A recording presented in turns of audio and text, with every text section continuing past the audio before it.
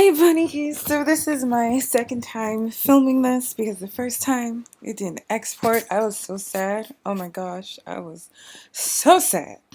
Um, but yeah, so I want to talk about say versus psi, extroverted sensing versus introverted sensing, and the feelings towards conservation versus progression in technology, and immortality versus death.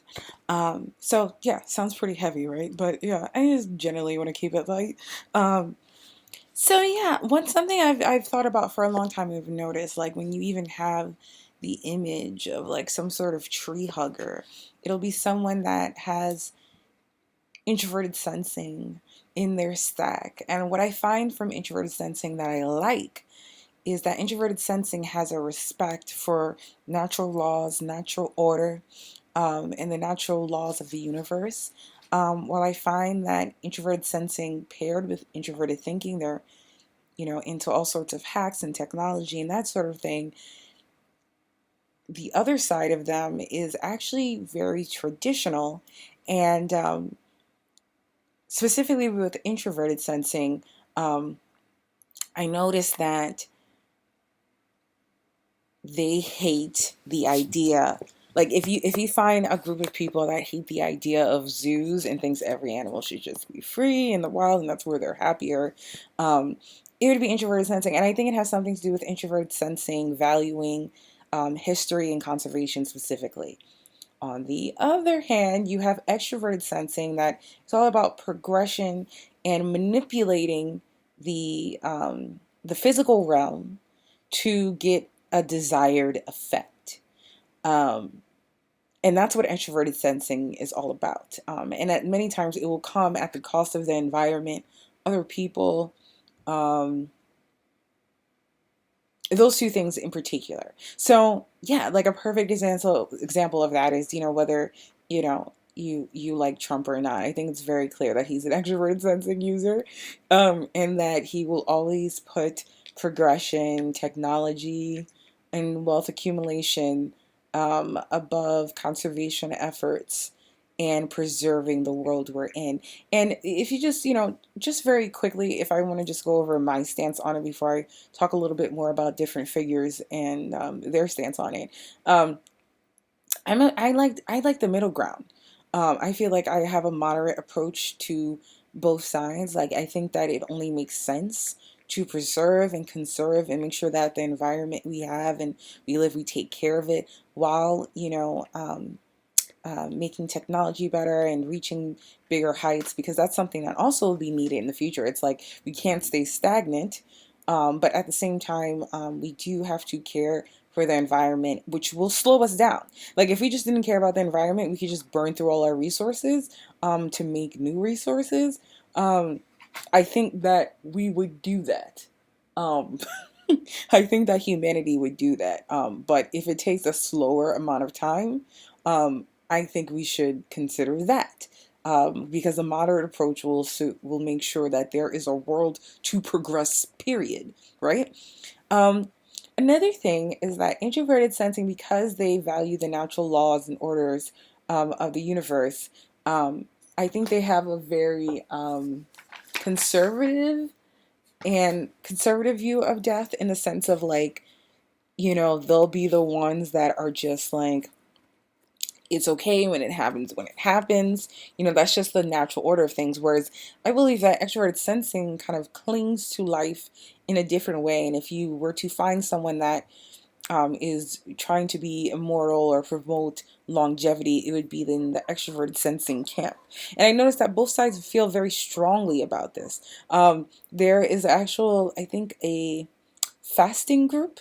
They're like a fasting group that is centered around longevity through fasting, and everyone wants to live to 120. And I'm like, okay, great. I'm just a group of extroverted sensors. You know what I mean? Because I can't really imagine introverted sensors being attracted to that sort of thing, even if they do value health and natural remedies, etc., etc.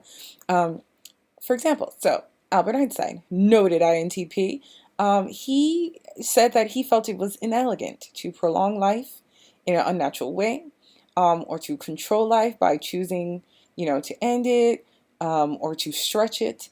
Even though I do think that he was also about sustainable living and ecology, um, he had the means to get better medical care towards the end of his life that would have extended his life, but he refused it. Um, and I think that definitely like falls in line with what I understand about introverted sensing and its relation to that. I think it's also a control thing. Like for them, if they can control their death, they can control their life. Um, and I think with extrovert sensing, it could be something a little bit different. If they can control their environment, they can control the world.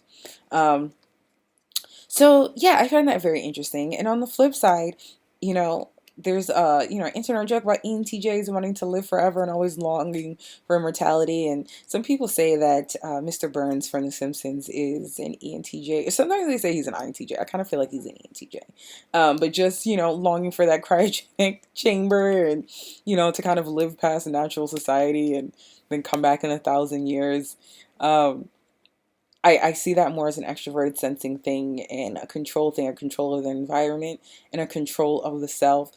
But on the positive side, I do think that it can help, and in longevity research, um, can help people not suffer as much. And so I see value in that. Um, as well. I remember seeing a documentary with Michael Jackson, and he said that he didn't conceive of himself of ever dying, that he wanted to live forever. And I think this idea of the forever is very appealing to especially high say users, high extroverted sensing users, and not so appealing for introverted sensing users. And in addition to that, when I think introverted sensing, I think of there's like this group and this cause where you can use your remains as a dead person. Um, to help kind of like be fertilizer for like trees so that you can grow into a tree in the afterlife basically. But it would be here though, you would grow into a physical tree because you'd be using it as fertilizer for the tree, for the seeds. And I see that that's an introverted sensing thing. Anything that is about conserving natural resources I associate with introverted sensing. And when I think of using natural resources for something else to, like kind of like the process of alchemy, I think of extroverted sensing.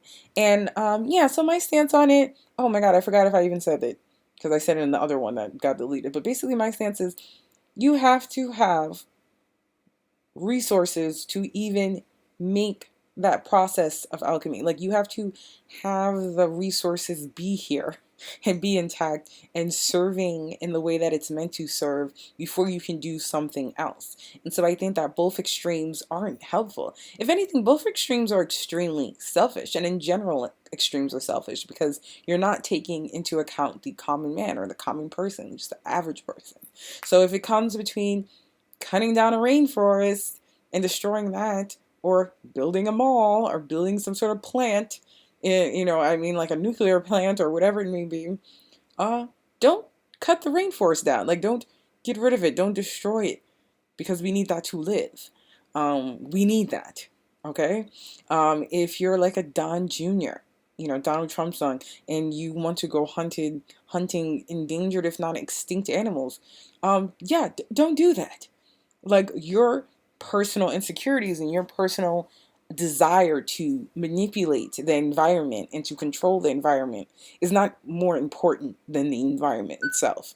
So that's why I say I have a moderate approach to that. And I don't think that we should get rid of hunting, period. Although I do think we should get rid of hunting of endangered and extinct animals, which it is illegal, but then, with poachers and everything else and people just catering to rich persons, they'll allow them to do anything.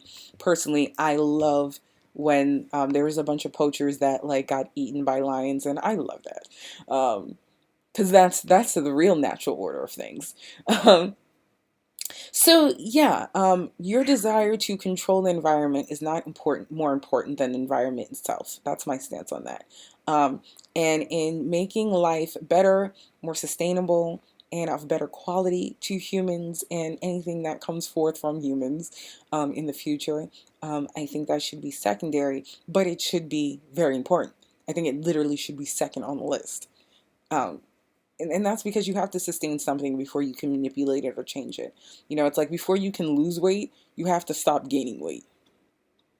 Do you know what I mean? Which is what I'm like trying to do in my own life. I can't just lose weight. No, you have to first stop gaining weight and then you can lose it. So before you can do anything else, you have to care for your environment and, do your best for the environment. So that's my stance on that. And, I open up, the question to you guys now. If you're an extroverted sensor user, are you conscious and mindful of your consumption?